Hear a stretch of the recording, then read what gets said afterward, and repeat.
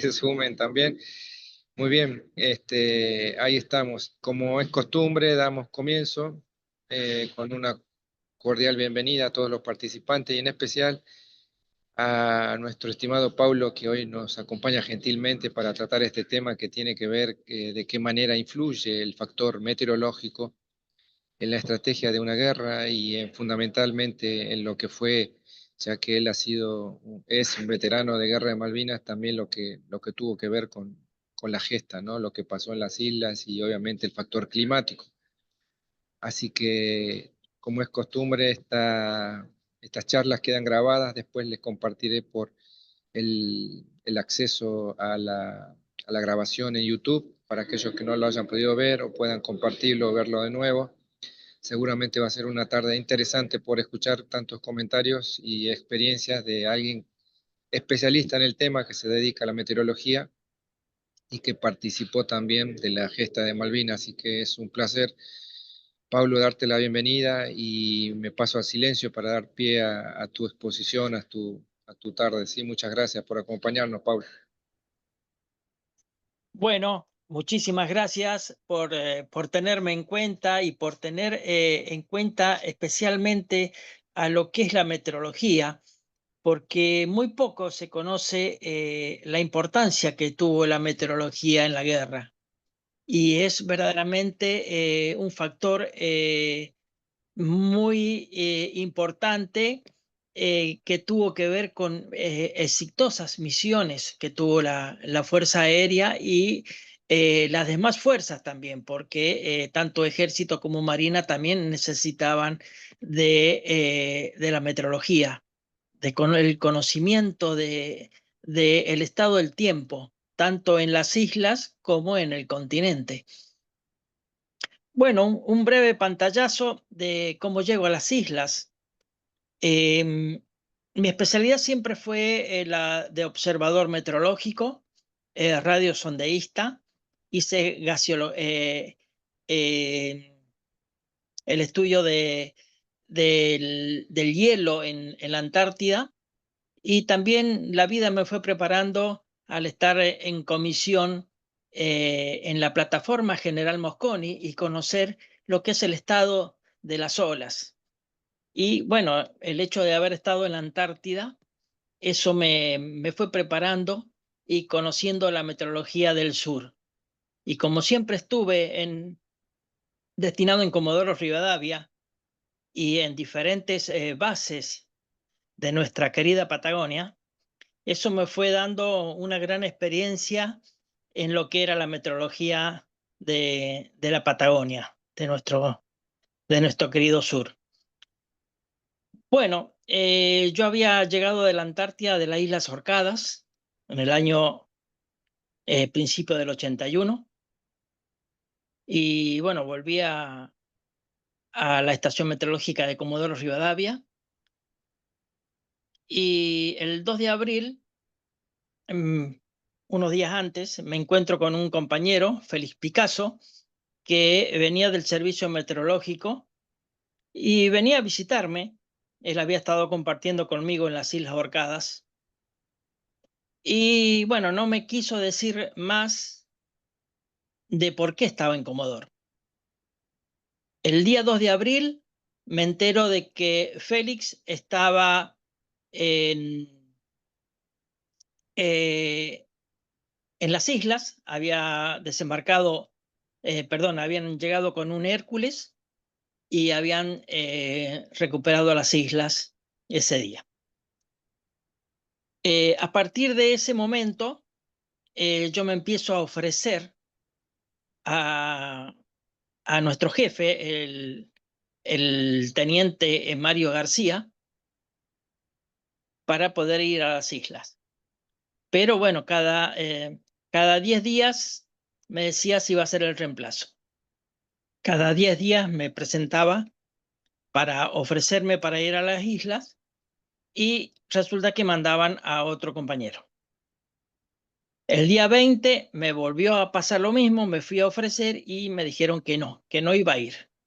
Así que yo con todo el dolor del alma lo mandé a pasear a, a este oficial y me fui a mi pieza de soltero, ¿no? A los pocos días él se acerca, el 22 de abril se acerca y me dice: Mantelo, se realizaron sus sueños, va al frente. Yo siempre digo, a mí nadie me obligó a ir a Malvinas, nadie me ordenó, yo fui voluntario. Y bueno, pregunto, ¿dónde voy a ir? Y me dice, va a ir solo al medio de la isla, así que tiene que preparar todo el instrumental necesario para armar una estación meteorológica y una carpa porque va a estar viviendo solo. Bueno, armo todo, consigo todo el instrumental meteorológico para llevar a Malvinas, algunos instrumentos recién llegados al país, como un barómetro digital, que era una joyita. Y al otro día, a primera hora, o sea, ese mismo día, a primera hora, un Hércules me lleva a Malvinas. Llego a Puerto Argentino y de ahí me trasladan en helicóptero para adentro de las islas. Cuando llego a la base, donde era la base aérea militar Cóndor, me reciben con los brazos abiertos. Resulta que no iba solo al mitad de la isla, sino que ya había una base que en parte, por los mismos dichos de los jefes, decían que no se podía tomar como base porque todavía no podían llegar los aviones. Y los aviones no podían llegar porque no había un meteorologista.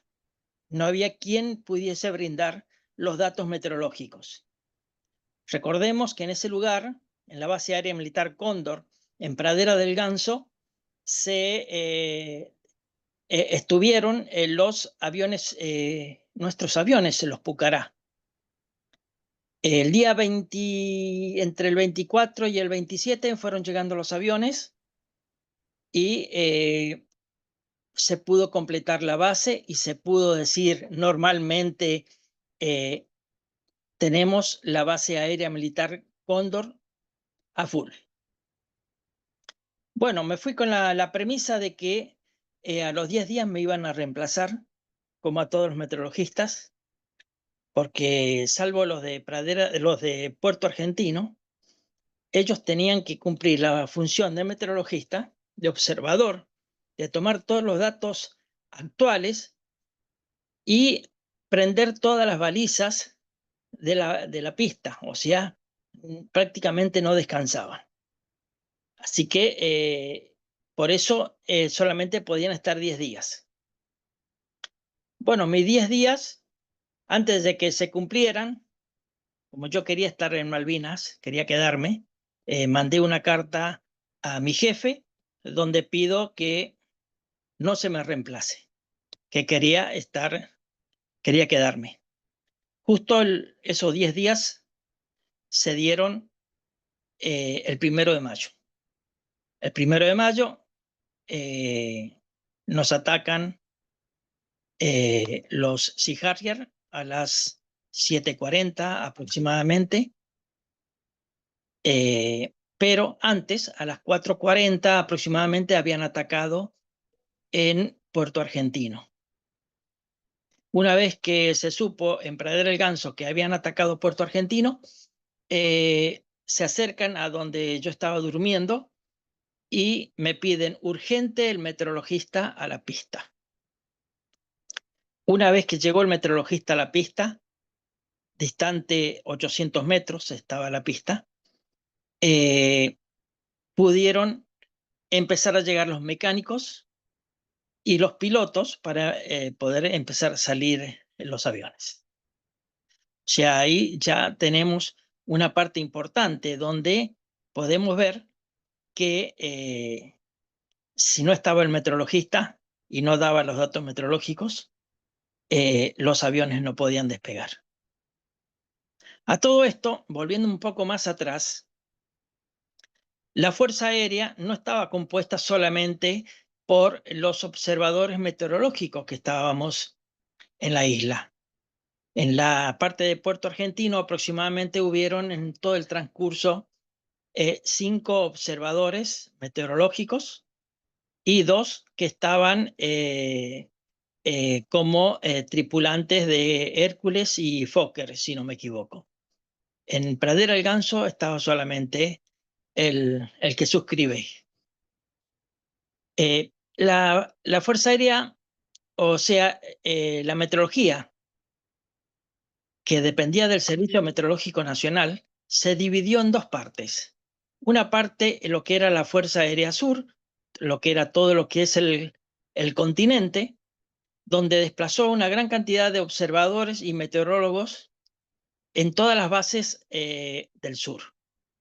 Muchos con gran experiencia en clima de la Patagonia, donde varios de ellos también habían sido parte de dotaciones de la Antártida. O sea, tenían un buen conocimiento de lo que era el clima del sur.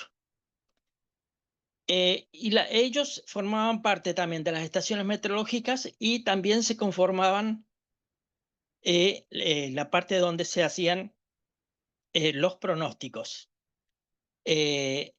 La parte principal donde se hacían los pronósticos era en Comodoro Rivadavia, donde funcionaba las oficinas del ADE.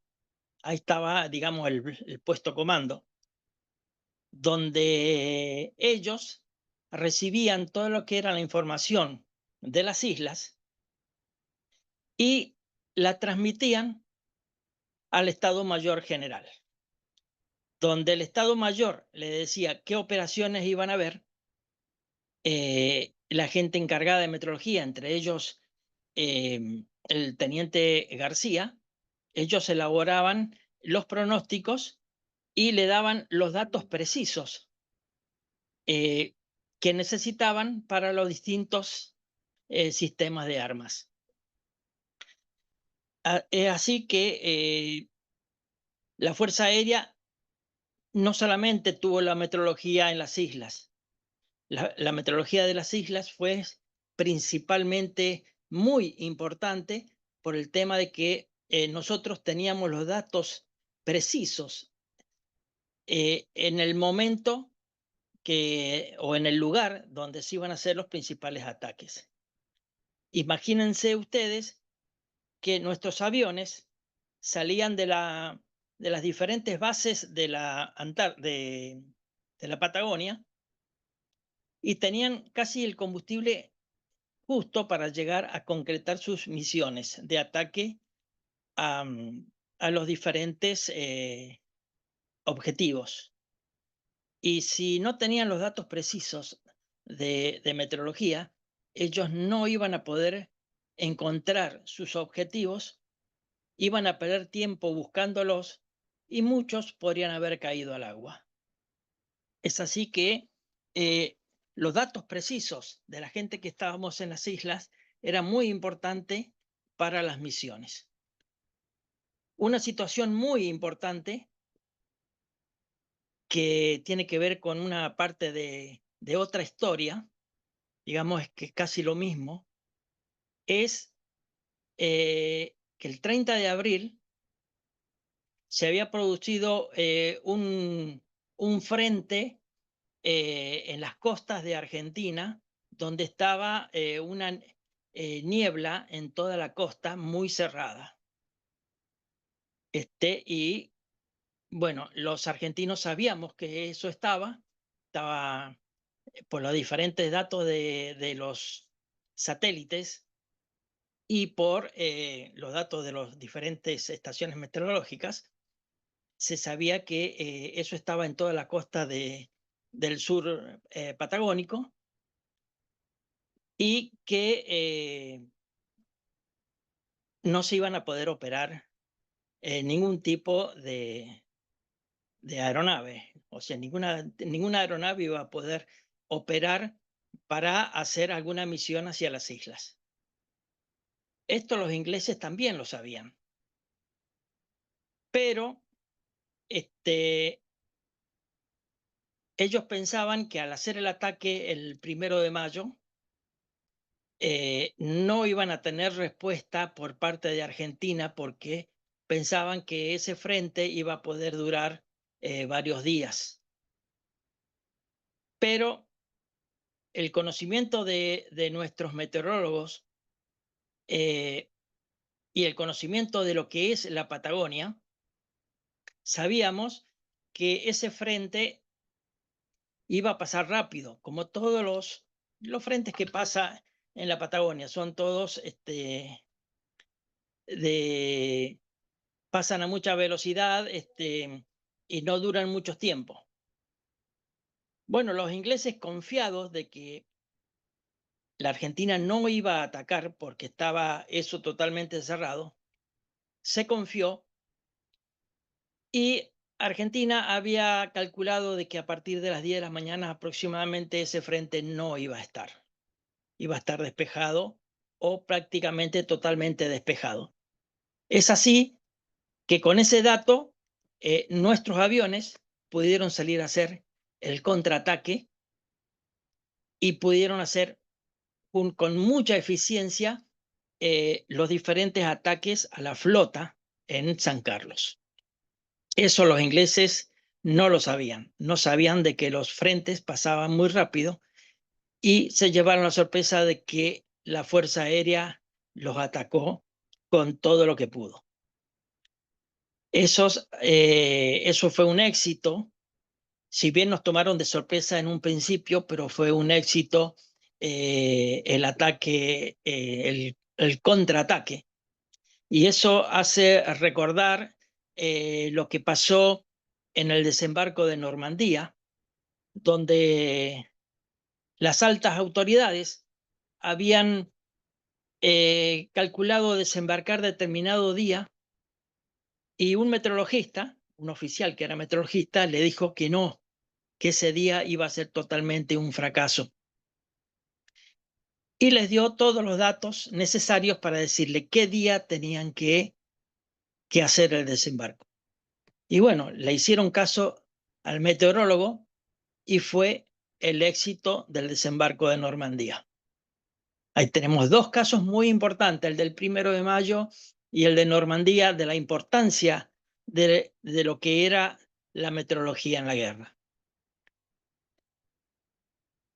Mi misión, el 1 de mayo, bueno, se cumplían los 10 días y no sé si se olvidaron de mí o directamente me hicieron caso a la nota que yo presenté y continué trabajando.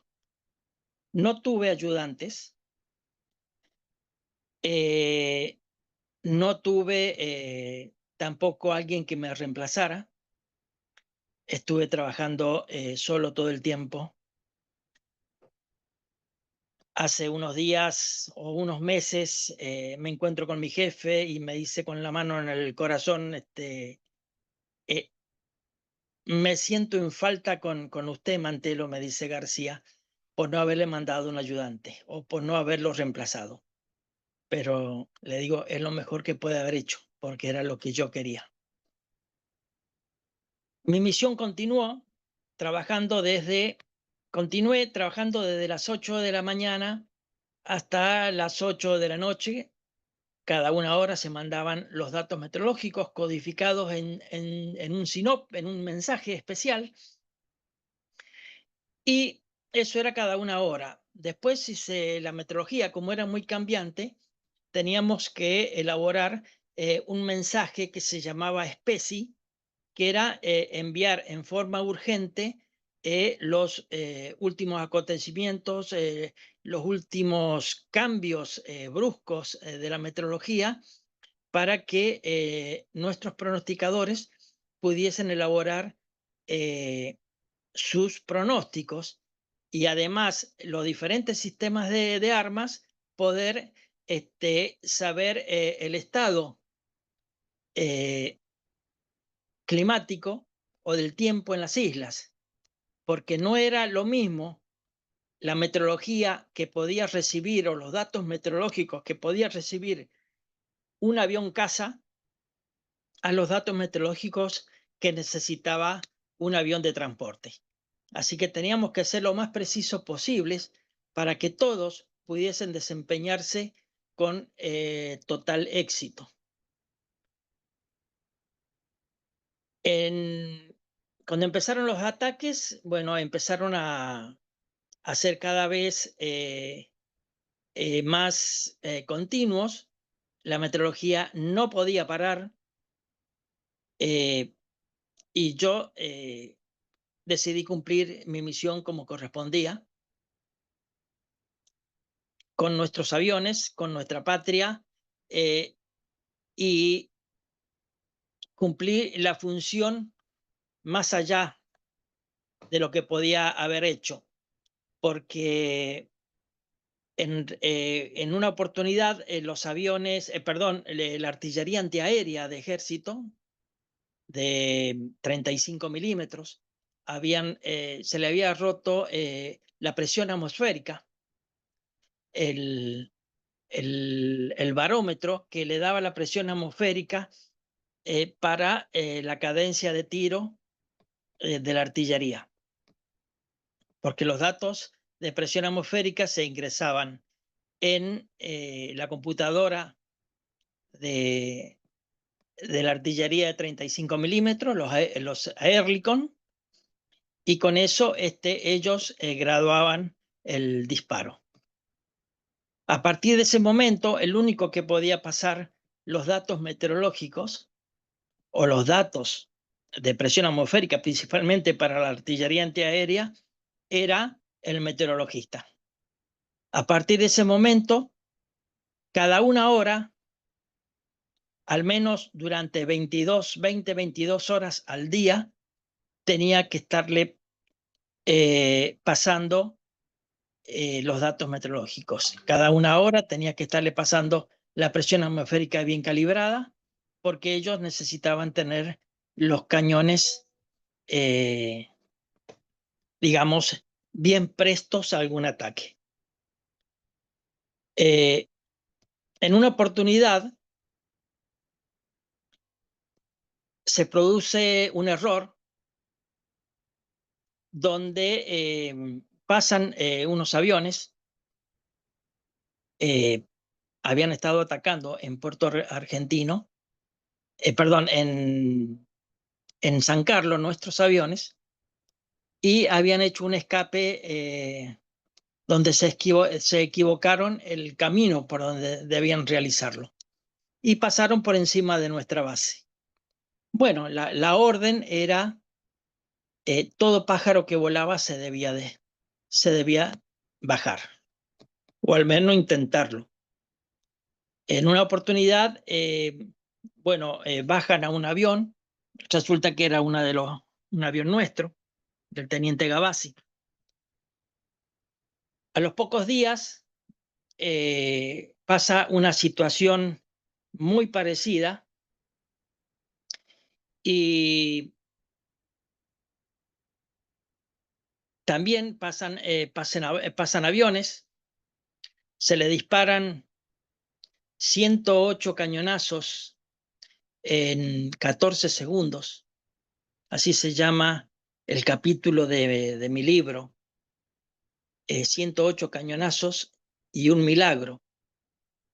Esos 108 cañonazos no hicieron blanco en el avión, pasaron muy cerca de ese avión, y el milagro era que el avión era nuestro. El error fue mío porque mis equipos estaban todos calibrados a la altura de la pista, y entre la pista y donde se encontraba la artillería antiaérea era una diferencia de más o menos unos 10 metros, que no hubo tiempo de calibrarlos. Así que ese fue el milagro de que se salvó nuestro piloto. A partir de ese momento, bueno, si bien no me trataron bien, porque si hubiese sido un Sea Harrier hubiese sido otra la historia, eh, digamos que la cosa cambió que calibramos, tenía que estar calibrando la presión atmosférica a la altura de la pista y luego calibrarla a la altura de la antiaérea. Esa fue mi misión, trabajando en la metrología de superficie y en el apoyo a nuestra artillería antiaérea de ejército. Trabajé aproximadamente hasta el día 29 de mayo, donde fueron los combates más crudos, digamos. Digamos que empezaron el 28, empezaron los combates más crudos porque se había atacado Darwin y se venían hacia lo que era Pradera del Ganso. Y bueno, yo siempre a cuestas con mi armamento, que era una pistola ametralladora de 9 milímetros, que no tenía gran alcance, y con mis instrumentos a cuestas, porque yo tenía que, de donde estuviera, tenía que mandar los datos meteorológicos. Si bien entre una cosa y otra yo apoyaba y colaboraba como muchos con la gente de artillería, porque se desarmaron aviones en las cueteras de los aviones Pucará caídos, ayudábamos a llevar los cohetes hacia esas cueteras para que dispararan hacia las colinas donde los ingleses no venían avanzando. Hasta que llegó el momento que ya era casi insostenible, donde tuve que dejar de lado la meteorología después de hacer el último dato meteorológico y transmitirlo en el puesto comando y tomar el fusil de un soldado, porque a él no le funcionaba el fusil. Le di mi pistola ametralladora y me quedé con su fusil hasta que lo pude arreglar y bueno, empezar a disparar contra el enemigo que se nos venía encima. Así, según el Servicio Meteorológico y muchos colegas de la meteorología, dicen, bueno, sos el único meteorólogo que se transformó en infante, porque tomaste un fusil y saliste al frente. Bueno, yo creo que cualquiera hubiese hecho lo mismo. Eran los otros o uno. Y bueno, había que ponerse las pilas y ponerse a no defenderse uno mismo, sino también al compañero que estaba al lado. Y esa noche, bueno, tomamos, digamos, un respiro porque se hizo un alto el fuego. Al otro día ya se concluyó el tema de que era un alto el fuego y que se terminaban los combates, no por rendición, sino por un pedido de cese del fuego, principalmente para la Fuerza Aérea. Y bueno, nos dieron un tiempo para tomar nuestras cosas y bueno, lo lógico que hicimos fue destruir nuestro armamento y yo con todo el pesar del mundo tuve que agarrar un hacha y romper todo mi instrumental meteorológico para que, bueno, si no me servía a mí, tampoco les iba a servir a ellos. Rompí mi instrumental y de ahí marchamos, también el armamento, ¿no? Y de ahí marchamos hacia un corral de ovejas, donde estuvimos prisioneros 4 días. Un minuto.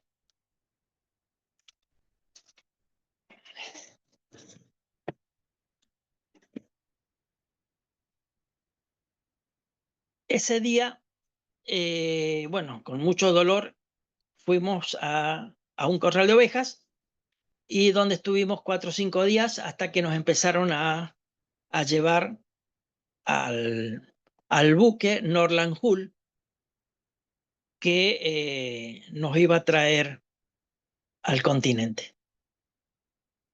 Estuvimos 13 días en total entre estar prisionero en el corral de ovejas y 9 días en el Norland Hull, hasta que nos llevaron al continente. Nos llevaron a Uruguay y de Uruguay fuimos hasta, hasta Buenos Aires, donde siempre digo, nos repararon, nos pusieron en buen estado, nos engordaron un poco, nos dieron ropa y nos mandaron cada uno a su casa. El orgullo que me queda de esa experiencia es que tanto mis compañeros como mis jefes me decían que ellos sabían que yo estaba vivo, porque nunca mandé ninguna información, ni siquiera a mis familiares. Ellos sabían que estaba vivo porque seguían llegando los datos meteorológicos al continente. O sea, ellos sabían que yo iba a cumplir mi tarea hasta las últimas consecuencias. Y ese es el mayor orgullo que tengo de decir que la cumplí. Cumplí mi misión. La meteorología se pudo realizar lo mejor que se pudo, coordinando tanto el trabajo como en las islas, como en el continente, porque la meteorología fue una máquina que trabajó muy homogénea, con los datos precisos de los meteorólogos que estábamos en el continente, dando los datos que estaban en el momento, y ellos elaborando eh, los pronósticos para las diferentes misiones de los sistemas de armas. Tanto los aviones caza como los de transporte estuvieron seguros en todo momento porque ellos sabían que había gente experimentada en el continente y en las islas y que no les iba a fallar, que iban a hacer eh, el trabajo lo mejor posible hasta las últimas consecuencias. Y eso fue así. Bueno, este es el libro que yo escribí, Malvinas, mi historia.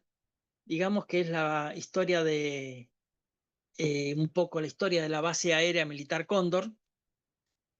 Y ahí se habla no solamente la meteorología, se habla de mi experiencia, porque más allá de la meteorología, uno era un deportista a nivel nacional y sudamericano en esa época, y bueno, uno se podía desplazar gracias a que la meteorología se podía realizar de cualquier lado y yo iba con mis instrumentos a cuesta. Uno se desplazaba por diferentes lugares de la base y podía brindar apoyo o eh, recabar información de diferentes puntos de la isla. Eso es una de las cosas más grandes que tiene el libro, porque no solamente habla de lo que es la meteorología y mi lugar de trabajo, sino de diferentes lugares que pasaron en la isla. Inclusive el 1 de mayo soy uno de los primeros en reaccionar y entre heridos y muertos rescató a 10 personas, entre vivos y muertos, soldados y suboficiales. Algunos, después que los levanté, perdieron la vida.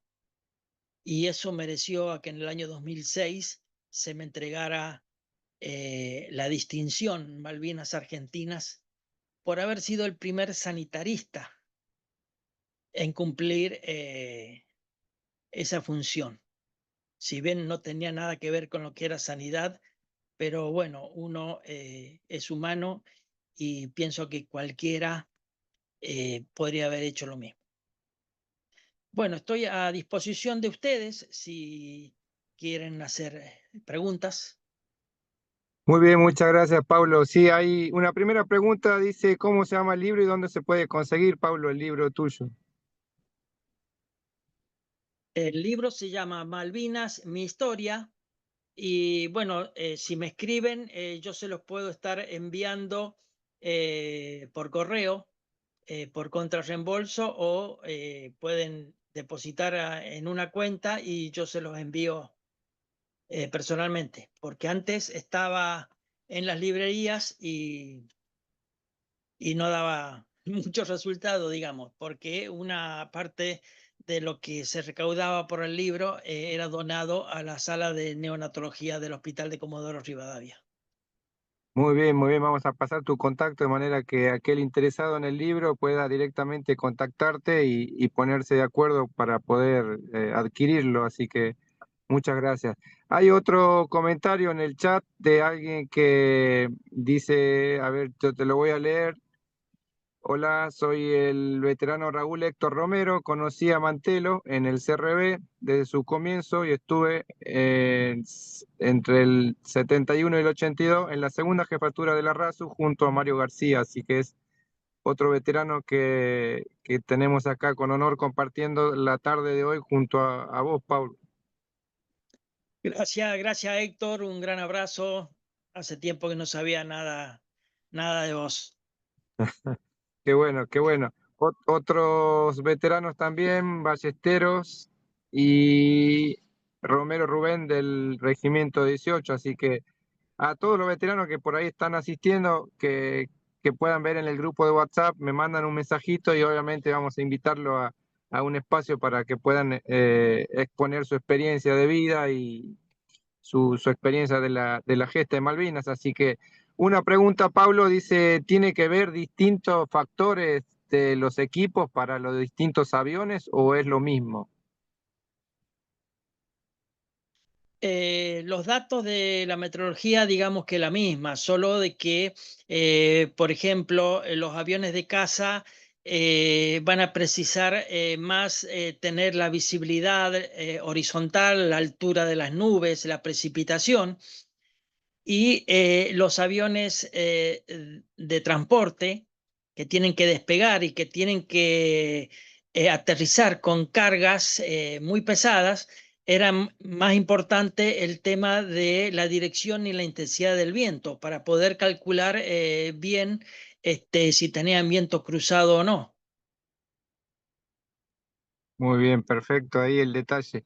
Leo otro comentario. Adelante también, si quieren tomar el micrófono para saludar a Pablo o comentar. Dice, Pablo, ya te he dicho personalmente y nunca está de más repetirlo. Sos un referente de los meteorólogos militares que cumplen y hemos cumplido funciones en el servicio y divisiones de la unidad de combate. Gracias por todo, así que muy bien. Estamos ahí. ¿Alguno más quiere hacer alguna consulta, comentario? Con gusto tome el micrófono y si tiene la cámara mejor para poder conocerlo y preguntarle acá, aprovechando que tenemos al meteorólogo de Malvinas, sí.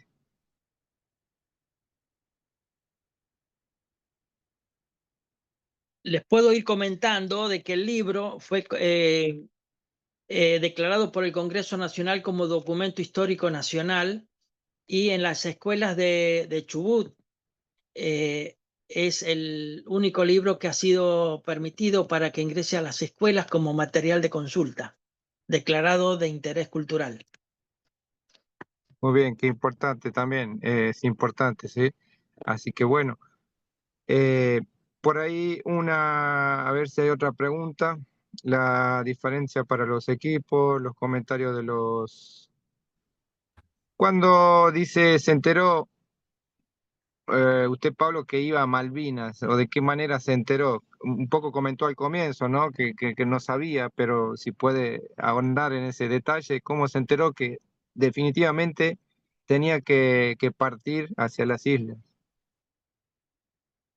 Bueno, fue un 22 de abril por la noche, digamos 2, 3 de la mañana, donde se acerca un vehículo a donde yo estaba ahí en el lugar donde están todos los solteros de la base, y me buscan y bueno, cuando salgo a recibirlos, me pegan un grito, me dice, Mantelo, se realizaron sus sueños, va al frente. Ese era el teniente García.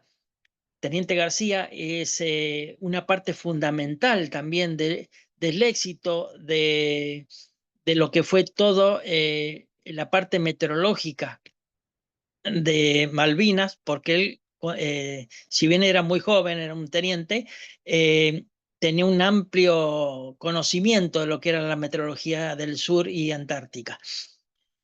Bueno, para mí fue una alegría muy grande y fue ahí que me dice, bueno, Mantelo tiene, le pregunto, ¿dónde voy a ir? ¿Voy a Puerto Argentino? Me dicen, no, va a ir solo a la mitad de la isla. Así que lo espero a primera hora en el depósito para retirar el instrumental de metrología y una carpa para ir a vivir solo a la isla. Y luego de ahí tenía que ir a un Hércules que estaba llevando partes de helicóptero y ahí me trasladan a la isla más o menos 8 o 9 de la mañana.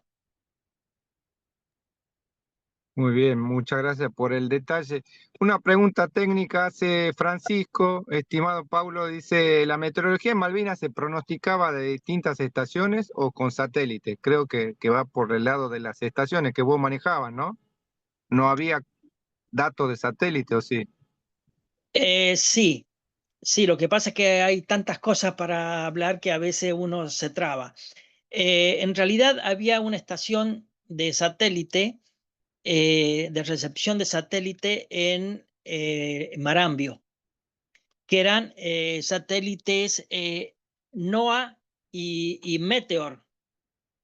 Uno era ruso y el otro era americano.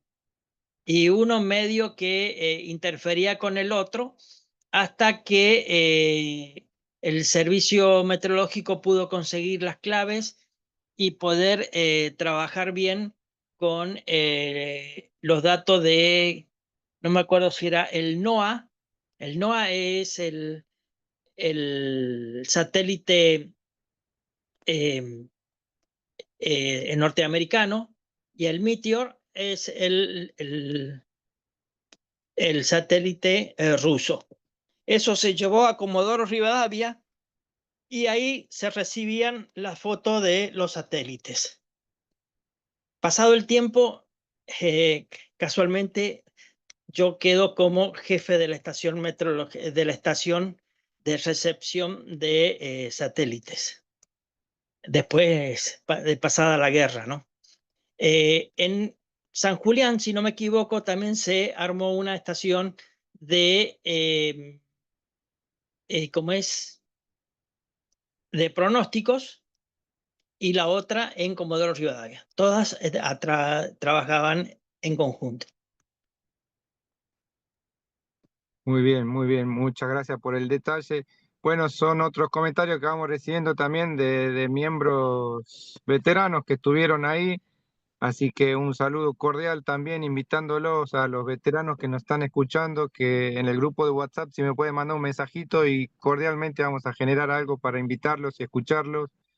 Este proyecto de Centro de Estudio Malvinas Argentina tiene que ver con dar espacio a todos aquellos que tuvieron experiencia en la guerra de Malvinas, comentando lo personal y lo técnico también, como la tarde de hoy junto a Paulo.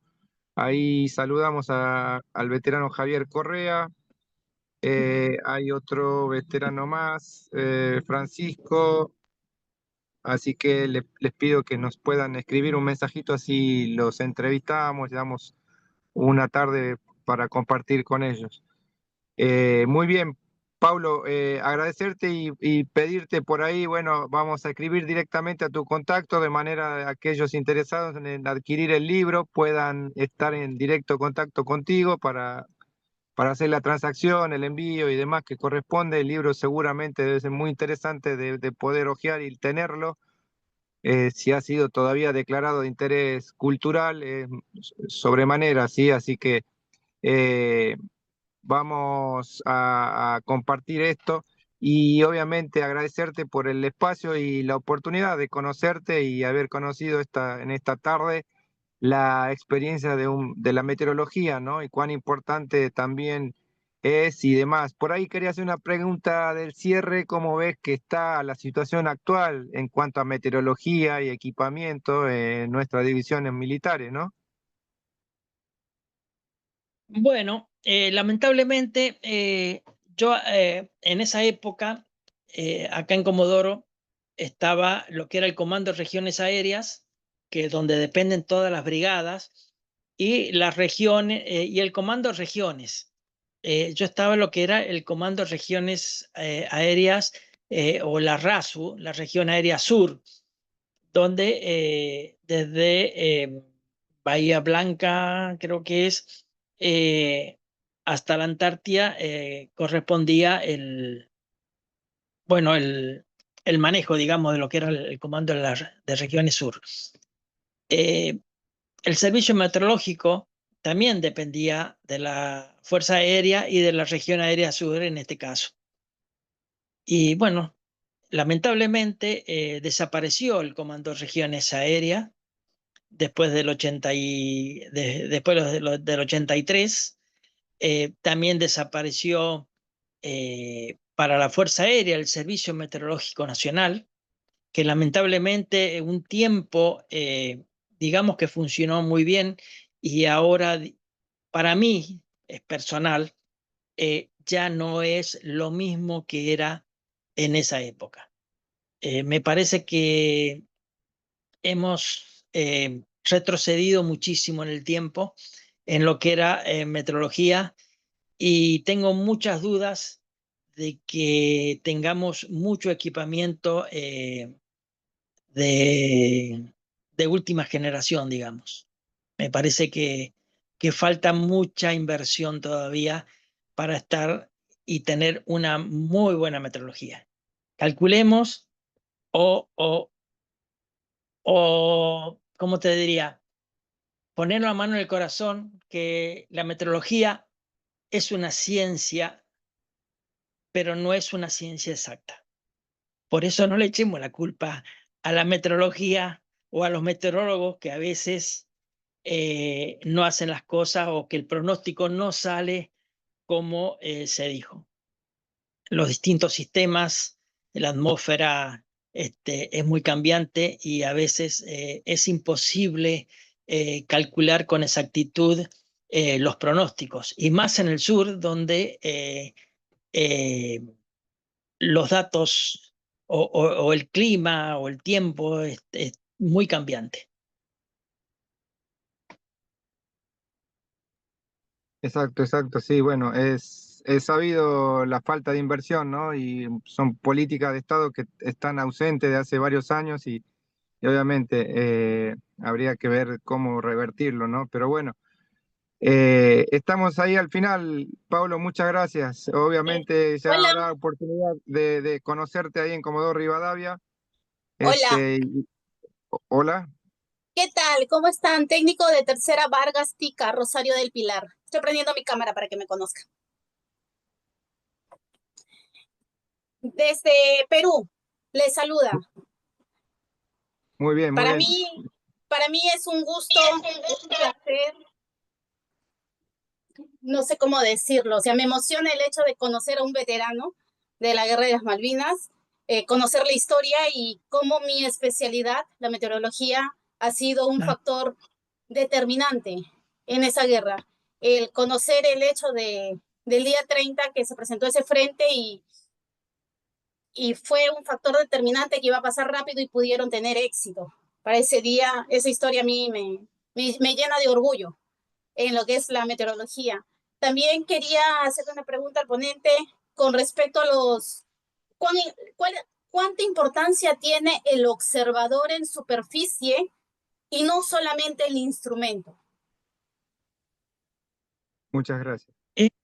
es muy importante el trabajo del observador en superficie, porque una vez tiene que tener una experiencia que se adquiere con los años, no es de un día para el otro, porque calcular a ojo la distancia horizontal para calcular la visibilidad que pueden tener los aviones, calcular la altura de los diferentes tipos de nubes. Tenemos 27 tipos de nubes, más las combinaciones, tenemos como 100 tipos de cielo que podemos ver, y solamente el observador es el que puede diferenciar tipo de nubes, alturas, digamos, los diferentes meteoros. Igual que, bueno, el tema es muy importante el tema de saber leer en los instrumentos el viento. O sea, y los cálculos, bueno, es muy preciso. Eh, Así que es fundamental el trabajo porque estás pasando los datos en tiempo real y es lo que necesita, digamos, el piloto que va a ir a atacar. Es el dato del momento y eso solamente lo puede brindar el observador meteorológico. Muy bien, Pablo, muchas gracias. Bueno, estamos llegando ahí al final. Esta grabación va a quedar después subida a nuestro canal de YouTube de manera que puedan verlo y compartirlo nuevamente. Seguramente vamos a organizar algo para volver a tenerlo a Pablo con tantos detalles y obviamente siendo él un experto en estos temas nos va a seguir iluminando. Así que nuevamente, muchas gracias Pablo por la tarde de hoy. Un gran abrazo, un cordial saludo a todos los que se conectaron en esta tarde, lo vieron un pedacito de la grabación. Invitarlos a participar, seguir participando. Vamos a generar otro cursillo en breve con experiencia de veteranos y obviamente también todo aquello que tenga que ver con la soberanía argentina, ¿sí? Tanto del mar como de nuestras tierras. Así que nuevamente muchas gracias a todos por participar, un gran abrazo a todos y especialmente a Pablo, muchas gracias. Bueno, muchísimas gracias a vos, Ricardo, por haberme tenido en cuenta y un gran abrazo a todos los participantes y un aviso para mi colega peruana, que le puedo decir de que el Día de la Fuerza Aérea del Perú voy a estar desfilando en Perú para rindiéndole honores por su apoyo a Argentina en esa guerra. Así que tal vez nos podremos encontrar. Seguro, seguro, ojalá que pueda ser así. Bueno, muchas gracias a todos. Gracias, Pablo. Gracias a todos los que participaron. Un gran abrazo.